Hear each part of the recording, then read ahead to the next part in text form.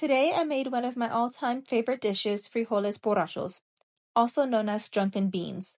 They're flavorful and comforting, and believe me when I say this recipe is an absolute must-try. I started this morning by cooking up a pot of pinto beans, but you can definitely use canned if that's what you have on hand. I just prefer dry beans for that homemade flavor. Once the beans were tender, I added a can of fire-roasted diced tomatoes and a bottle of Mexican beer.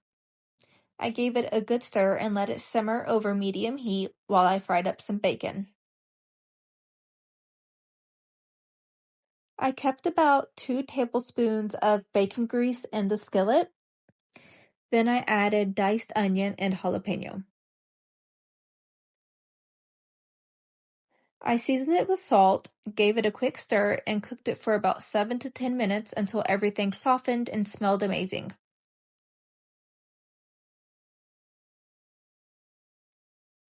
Next I added some minced garlic and I let it cook for another minute.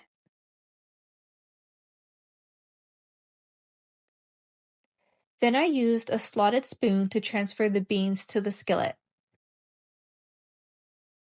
Then I poured in the cooking liquid. I mashed them a bit with a potato masher, and then I let them simmer for about 10 to 15 minutes, just until they thickened up to my liking. And I stirred occasionally so they wouldn't stick. And finally, I stirred in the crumbled bacon. I also added some freshly chopped cilantro. If you're not a cilantro fan, you can totally skip it, but it really does add great flavor. At this point, you can add more salt if needed. Thank you guys so much for watching. I hope you guys enjoyed this recipe as much as I do.